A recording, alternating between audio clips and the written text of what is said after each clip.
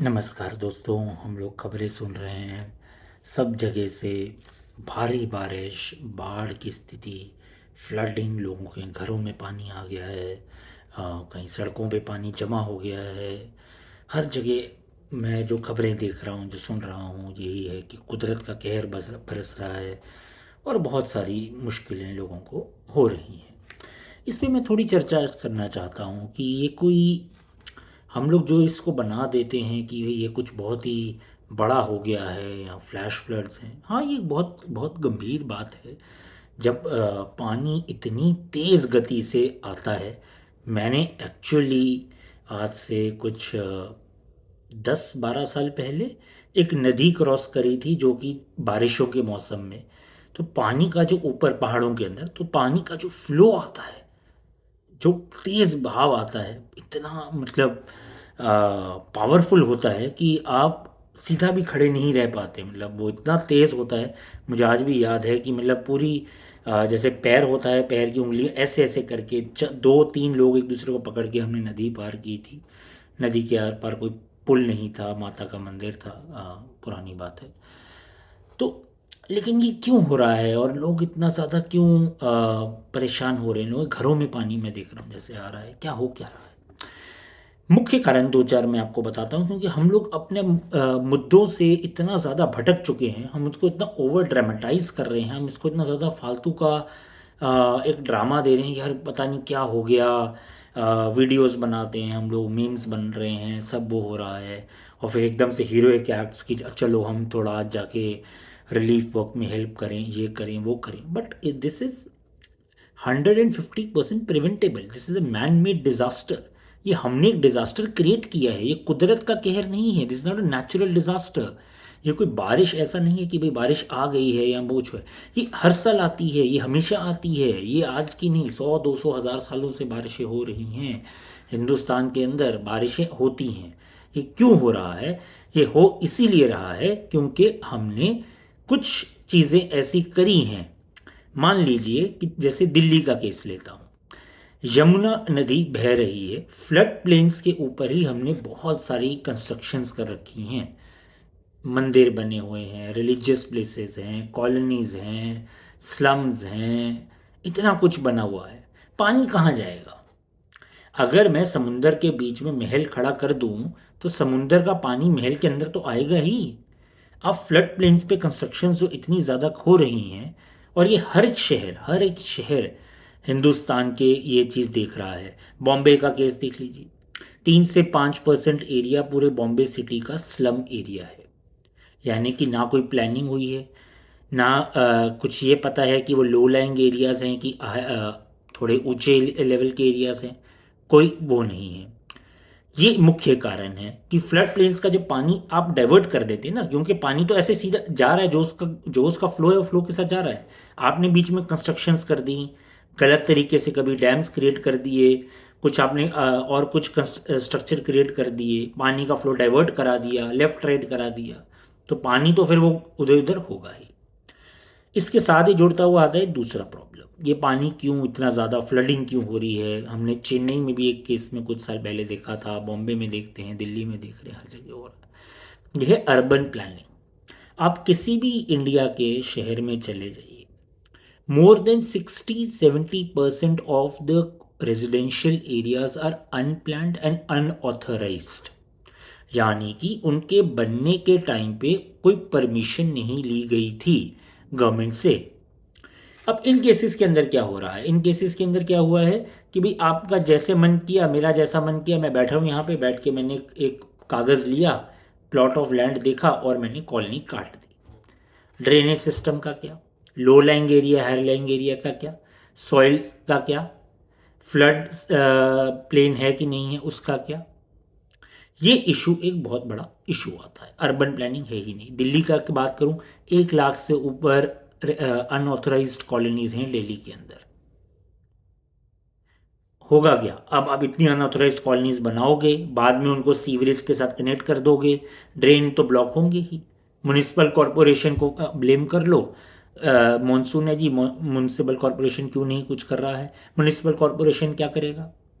1 लाख से ऊपर आपकी अनऑथराइज्ड कॉलोनीज हैं, क्या वो सीवरेज स्ट्रक्चर जो शहर का बना हुआ था, क्या वो इस माइंडसेट से बना था कि भाई यहाँ पे इतनी अनऑथराइज्ड रेजिडेंशियल एरियाज होंगे, कम से कम 10,000 5,000 से 10,000 के बीच में स्लम एरियाज होंगे, जिनके सीवरेज कल को बाद में एक एड हॉक तरीके से, मतलब होता है ना जुगाड़ के तरीके से कनेक्ट किया जाएगा, और बाद में फिर हम बोलें कि यार ये सीवरेज के अंदर जो पानी है ये सीधा क्यों नहीं निकल रहा है, ये निकासी क्यों नहीं हो रही है पानी की, घर के अंदर पानी क्यों आ रहा है, बाहर क्यों नहीं निकल रहा है, इधर क्यों नहीं उधर क्यों नहीं। भाई जब आपने एक प्लान्ड तरीके अर्बन प्लानिंग नाम का कोई कॉन्सेप्ट लगाया ही नहीं कभी, तो आपके फ्लडिंग एरियाज होंगी ही होंगी। ये सब नेचुरल कुछ नहीं है, नेचर तो अपना काम कर रहा है, पानी बरस रहा है, बारिश बरसती है, वो तो उसका नेचर का काम है। हमने we decided to play god and we decided कि हाँ भी ये हमने ये सारा का सारा काम करना है, तो ये हुआ है। इसके बाद ये एक मैंने बताया फ्लड प्लेन्स मेन कारण है, मैंने आपको बताया कि फ्लड प्लेन इंक्रोचमेंट्स बता दिए, अर्बन प्लानिंग। इसके बाद सबसे बड़ा रीज़न इतना ज़्यादा पानी सड़कों पे क्यों आ रहा है, सबसे बड़ा रीज़न है अनप्लैन्ड रोड्स। रोड्स के जो डिज़ाइंस हैं वो बिल्कुल भी प्रॉपरली डिज़ाइन नहीं हुए रहे हैं। आप कोई भी वीडियो उठा के देख लो, जिस वीडियो में आपको फॉरवर्ड हो रही है यहाँ पे जी पानी खड़ा है 2-2 फीट, 1-1 2-2 फीट, और फिर आप उस वीडियो को थोड़ा जूम करके उसकी साइड्स देखो। पुराने टाइम में क्या होता था, सड़कें ऐसे बनती थी, उसका जो स्ट्रक्चर होता कुछ इस तरह का होता था, सड़कों का स्ट्रक्चर कुछ इस तरह से, पानी की जो निकासी होती थी ऐसे जाती थी, इधर कच्चा एरिया है इधर कच्चा एरिया है, इसको कच्चा एरिया कम ग्रीन बेल्ट बोलते थे, क्योंकि अब घास वास लगा देते थे, पेड़ वेड़ लगा देते थे। इधर भी ऐसे होता था, वो एक स्पॉन्ज की तरह, जैसे आप एक न्यूज़पेपर लीजिए, अखबार लीजिए, पानी गिराइए, वो सारा पानी सोख लेता है। वो कच्ची मिट्टी जो थी वो कीचड़ सा हो जाता था और पानी धीरे धीरे करके सोख लेता था। अब क्या है, साइडों पे बनियां बना दी हैं, पेवमेंट बना दिए हैं, कंक्रीट की टाइलें लग गई। आप देखिए, आप, मैं नहीं कह रहा, आप खुद देखिए, वीडियोस देखिए, जिन जिन वीडियोस में आपको 2-2 फीट का पानी दिख रहा है, देखिएगा कि साइडों पे इतनी इतनी बनियां बनी होंगी। बन्नी मतलब एक एक इतना बड़ा स्ट्रक्चर सा, एक ईंटों का या उसका एक वॉल सा स्ट्रक्चर बना होगा, एक पैरापीट होता है उसको बोलते हैं, वो वैसा बना होगा, क्योंकि साइड पे फुटपाथ बनाए हुए हैं हाइट ऊपर करके। पानी कहाँ जाएगा, सोख कौन करेगा। हमने सोचा कि हम इतने इंटेलिजेंट हैं, हम यहाँ पे हमारी जो बेहतरीन बेहतरीन गाड़ियाँ हैं पार्क होंगी, हम सारे पेड़ पूड़ कटवा दो, पेड़ या तो कटा दो या उन पेड़ों को इतना घोट दो कि वो खुद ही मर जाएं, तो उनके आसपास टाइलें ऐसे करके लगा दी। तो जब वो पेड़ जो थे, वो वृक्ष जो थे, जो पुराने वृक्ष लगे हुए थे 8 से 8 10, हमारे लुधियाना शहर की बात मैं बताता हूँ, 200-300 साल पुराने पेड़ शहर के लोगों ने कटवा दिए कि हमें हाईवे, बड़ा खुला खुला हाईवे चाहिए, बड़ा बड़ा हाईवे चाहिए, और बड़ा हाईवे और बड़ा हाईवे। भाई वही पेड़ तो पानी सोखते थे, वही पेड़ तो पानी अपने अंदर समेटते थे, उनकी जड़ें ही तो समेट लेती थी पानी, हेल्प करती थी पानी एब्जॉर्ब करने को। अब आपने कंक्रीट के ऐसे थोप दिए, ऐसे ये लगा दो कंक्रीट, यहाँ लगा दो, 1 इंच नहीं छूटना चाहिए, आधा इंच छूटना नहीं चाहिए। हो क्या रहा है, वो पानी एज इट इज सड़कों पे खड़ा हो ही जा रहा है। रिलेटेड इशू, अब इसी के साथ ही अर्बन प्लानिंग और रोड के साथ ही रिलेटेड इशू आ गया ड्रेनेज। अब क्योंकि आपकी अर्बन प्लानिंग है ही नहीं, तो ड्रेनेज का क्या करूंगा मैं। अर्बन प्लानिंग ही नहीं है तो ड्रेनेज आएगी कहां से। एक अनऑथराइज्ड कॉलोनी की मेरे को वीडियो भेज देते हैं, बोलते हैं देखिए यहाँ पे कितना पानी खड़ा है। भाई तुमने कोई परमिशन ली थी कभी किसी सरकारी अफसर से, क्या किसी गवर्नमेंट अथॉरिटी ने इस कॉलोनी को अप्रूव किया था, नहीं किया था। आज पानी खड़ा तो क्या करेंगे, नहीं। लेकिन देखिए सीवरेज बाद में हमने ऑथराइज, बाद में क्या है, बाद में आपने करा दिया ठीक है, लेकिन वो ड्रेनेज सिस्टम का क्या हो रहा है। मैं गुड़गांव का एक एग्जांपल देता हूँ। गुड़गांव के अंदर उन्होंने ड्रेनेज सिस्टम जो बनाया, थोड़ा बहुता बनाया भी था, उसके बाद उन्होंने कहा रेजिडेंशियल कॉलोनीज के अंदर एक फ्लोर पे, ये गुड़गांव में भी दिल्ली में भी है ठीक है, तो 4 फ्लोर बना दो, 1 2 3 4, 1 2 3 4 फ्लोर बना दिए, 1 2 3 4। तो जहाँ पे एक गली के अंदर 10 घर थे, 10 घर मतलब एक घर में एक फैमिली रहती थी, तो 10 फैमिलीज रह रही हैं। अब वहाँ पे वो हर घर में 4 फैमिलीज रहेंगी, 1 2 3 4। तो जो ड्रेनेज सिस्टम जो बना था वो 1 2 3 4 फ्लोर्स के लिए बना था कि एक फ्लोर के लिए बना था। उनको जब बने थे तो वो घर बने थे, आज से 40-50 साल पहले वो कॉलोनियाँ काटी गई थी तब होगा कि भाई एक फैमिली दो फैमिली रह लेंगी, ग्राउंड फ्लोर होगा फर्स्ट फ्लोर होगा, इतने ड्रेनेज चाहिए, कितना ड्रेनेज चाहिए इन लोगों को। आज के डेट में उनको 4 फ्लोर दे दिए हैं, और ड्रेन कौन बनाएगा, वो बात की बात है, वो तो भैया को उसका क्या लेना देना। जब फिर वो मानसून के टाइम में वो ड्रेन चोक करेगी तो म्यूनिसिपल कॉरपोरेशन की गलती है जी, वो हमारे फलाने इंजीनियर की गलती है जी, पॉलिटिशियन नहीं ठीक करते, ये नहीं करता, वो नहीं करता, ये नहीं करता, वो नहीं करता। भाई तुम क्या कर रहे हो? आपका जब खुद का, आप इतना लॉजिक तो खुद लगाओ कि क्या आपके ड्रेन जो आपके बन रहे हैं क्या वो ठीक है कि नहीं है। अब इसके बाद अगला जो मुख्य कारण, एक मैंने आपको बताया कि रिवर इन जो हमारा रिवर बैंक्स में इंक्रोचमेंट हो रहा है, फ्लडिंग उस वजह से हो रही है, हमारी रोड स्ट्रक्चर्स गलत बने हुए हैं, हमारे ड्रेनेज सिस्टम गलत है। इसके बाद जो सबसे बड़ा रीज़न फ्लडिंग का जो आ रहा है वो आ रहा है वोटर एपैथी। वोटर एपैथी क्या होता है, जब इलेक्शंस का टाइम आता है, ये फलाना इशू है, ढिमकाना इशू है, हर, मैं पॉलिटिक्स में नहीं जा रहा, हज़ार इशू हैं। आज जो लोग वीडियो बना बना के डाल रहे हैं, जब इलेक्शन का टाइम आता है तब वो इन बातों में सोचते ही नहीं है। हम रिलीजन के नाम पे वोट देंगे, हम तो कास्ट के नाम पे वोट देंगे, हम तो जो पिताजी कहेंगे उसको वोट देंगे, हमारे माताजी जो कहेंगे उनको वोट देंगे, हमारा फ्रेंड कहेगा उसको वोट देंगे। तब ये वीडियो कहाँ जाते हैं? तब हम क्यों नहीं अपने रिप्रेजेंटेटिव से पूछते कि भाई आपके पास क्या सोल्यूशन है इसका? मानसून आने पे वीडियो तो हर कोई बना के डाल देगा, ये क्या बात हुई, हर बार जब मानसून आता है आप एक वीडियो बना के डाल दो, ये बहुत अच्छा है जी। तो यही बात हम अपने रिप्रेजेंटेटिव से क्यों नहीं पूछ रहे हैं? किसी भी, मैं आपको कोई भी इलेक्शन का आप मेरे को बता दीजिए, म्युनिसिपल, पंचायत, एमएलए, एमपी, कोई इलेक्शन किसी भी कॉर्नर ऑफ इंडिया के अंदर जहाँ पे इशू हो कि हाँ भैया, what is your vision for urban planning, what is your vision for environmental upgradation, what is your vision for improving the drainage system, the sewerage systems, कोई है ही नहीं। किसी भी में वोटर पूछता ही नहीं है। नेताजी घर आते हैं, हार पहनाओ, फोटो खिंचाओ, आओ नेताजी हाथ में ऐसे ऐसे करके मैंने फ़ोटो खिंचानी है, बाहर नेताजी, हाँ नेताजी आओ, फोटो वोटो खिंचाते हैं, हाँ ठीक है, हाँ ठीक है, ओके।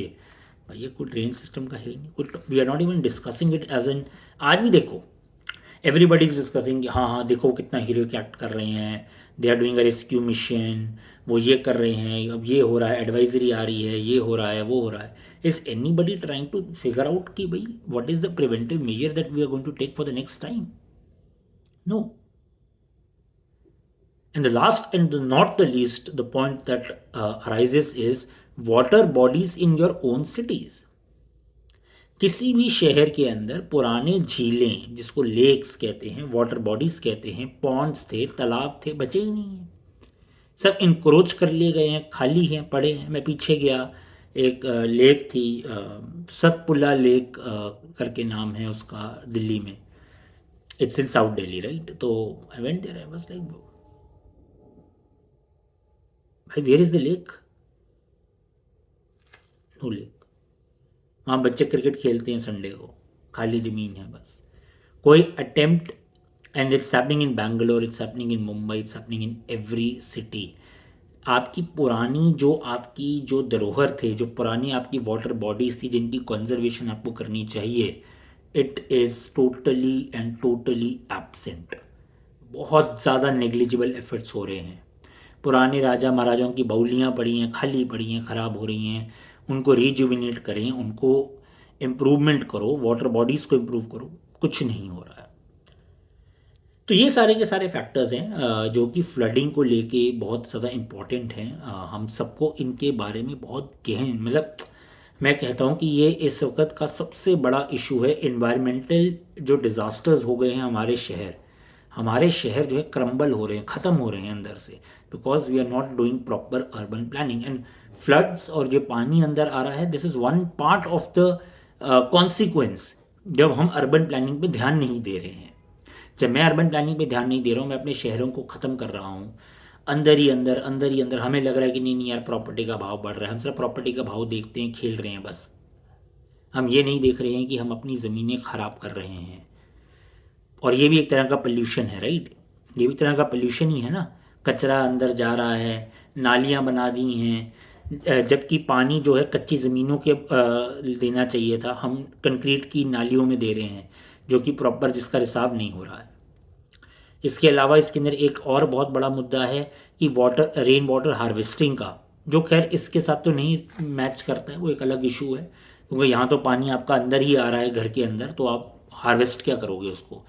हाँ, रेन वाटर हार्वेस्टिंग में तो खैर छत से का जो पानी है, but again that is another, it's an opportunity lost, right. हम जो रेन वाटर हार्वेस्टिंग कर सकते हैं, हमारे कितने कितनी जो फसलें हैं ख़राब हो जाती हैं, खेतों के अंदर पानी आ रहा है, यही पानी अगर हम इसको ठीक से, उसका भाग जो है उसको नेचुरल कोर्स में रन करने दें, अगर हम इसको ठीक से उसको वाटर कंजर्वेशन एक्टिविटीज़ के अंदर डालें, रेन वाटर हार्वेस्टिंग करें, वाटर टैंक्स बनाएं, पुराने ज़माने की बाउलीज थी उनको रिवाइव करें, नए वाटर पॉन्ड्स बनाएं, कैनल्स बनाएं, वाटर बॉडीज क्रिएट करें नई, और पुरानियों को और अच्छे से बेटर करें, तो इरिगेशन में भी हेल्प होगा ना।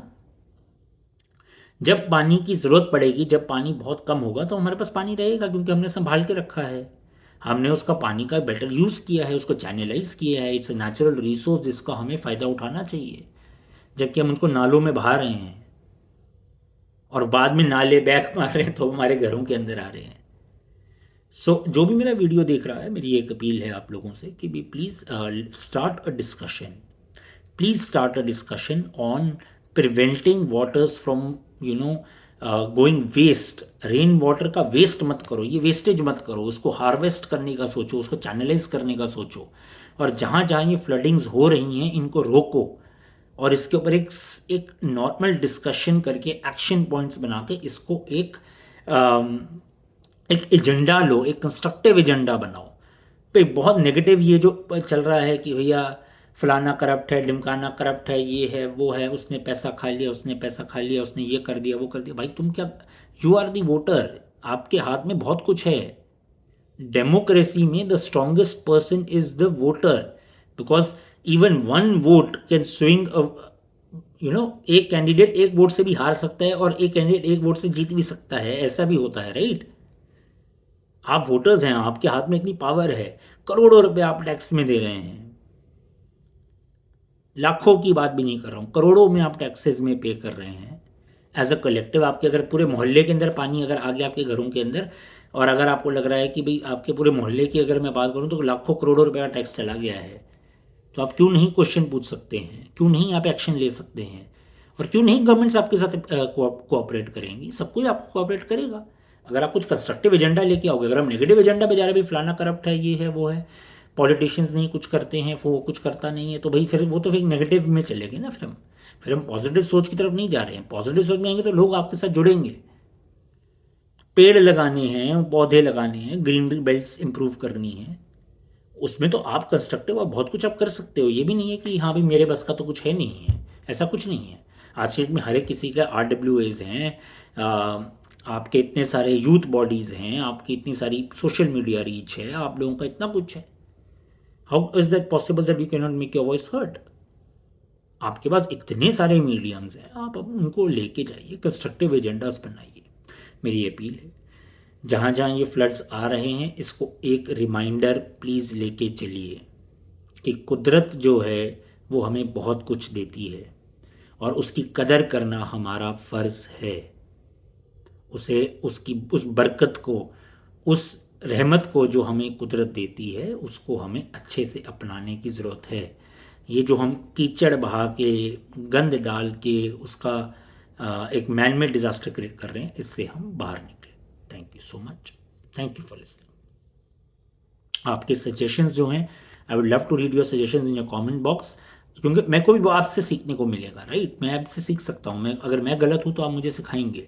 तो आप प्लीज़ कमेंट सेक्शन के अंदर अपना फीडबैक शेयर कीजिए, और बताइए कि किस तरह से मैं आपके साथ, अगर आपको लगता है या मैं गलत हूँ, या मेरे कोई पॉइंट ऑफ व्यू है, या फिर अगर मैं किस तरह आपके साथ कंट्रीब्यूट कर सकता हूँ, या आप किस तरह से इस एजेंडा को आगे लेके जा रहे हैं, प्लीज़ कुछ कंस्ट्रक्टिव सजेशंस आप भी कमेंट सेक्शन में इस पे दीजिए। Thank you so much.